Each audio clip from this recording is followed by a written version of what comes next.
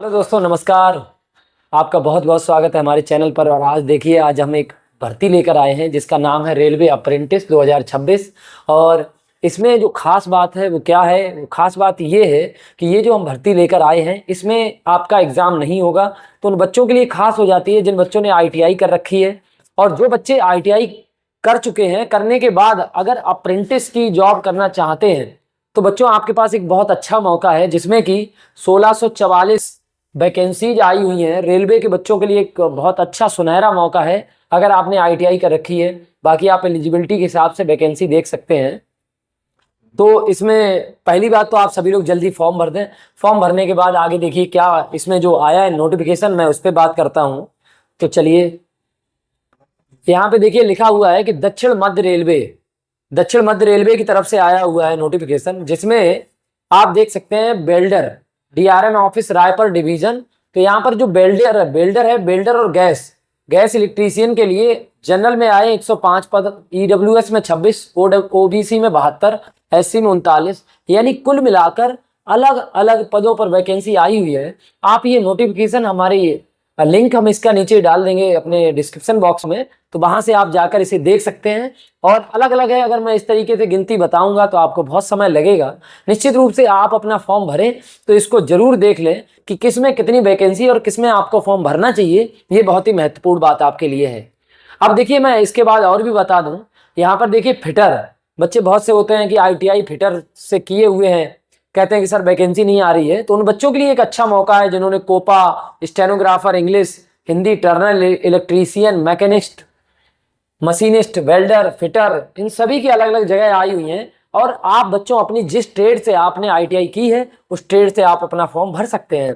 और कितनी जगह है ये सब आप नोटिफिकेशन में देख सकते हैं। अब पहली बात आती है कि कौन बच्चे इसमें फॉर्म भर सकते हैं। और यहाँ पर देखिए जो मेन बात है वो लिखा है एजुकेशनल क्वालिफिकेशन।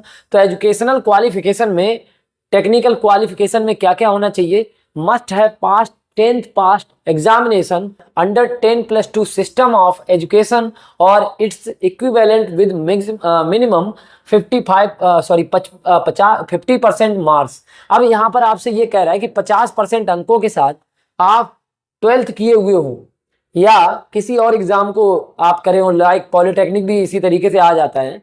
उसके बाद आप देख सकते हैं, उसके बाद देखिए must have passed ITI course in relevant trade. जो भी जिस ट्रेड से आप फॉर्म भरना चाहते हैं उसी में आपने जो है आईटीआई कर रखी हो, तो ध्यान से आप इसको देख सकते हैं।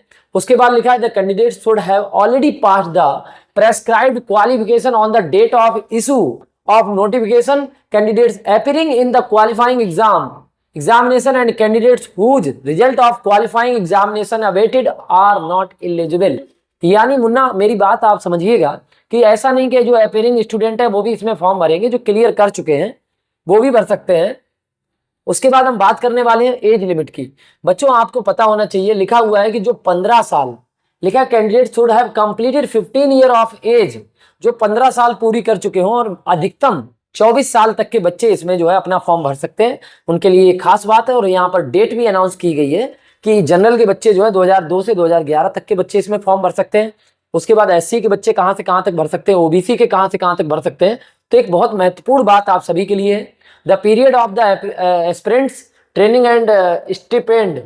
तो selected candidate will be engaged as aspirants. तो कई जगह अलग अलग चीजें दी गई है। उसके बाद देखिए क्या होगा, their training will be terminated after the completion of their apprenticeship। क्या होगा कि जब आपका एग्जाम नहीं होगा तो जब आप जाएंगे तो आपका सबसे पहले बोर्ड द्वारा आपको ट्रेनिंग कराई जाएगी।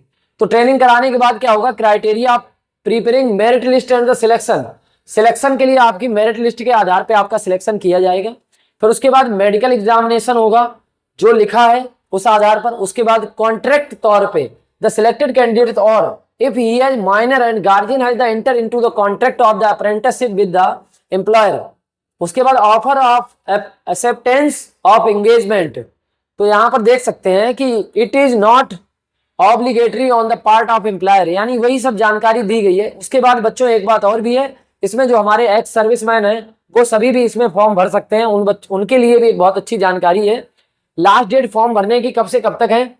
आप जानते हैं 5 मई से इसमें फॉर्म शुरू होंगे और 5 मई से फॉर्म शुरू होने के बाद 5 मई से फॉर्म भरे जाएंगे 4 जून तक। तो इसी बीच में आपको फॉर्म भरना है। निश्चित रूप से आपने अगर ITI कर रखा है तो आप फॉर्म भर दीजिए। उसके बाद देखिए यहां पर देखिए बहुत सी और जानकारी दी गई है। आप मोबाइल नंबर और ये सारी चीजें अपनी पर्सनल डिटेल उसमें भरेंगे।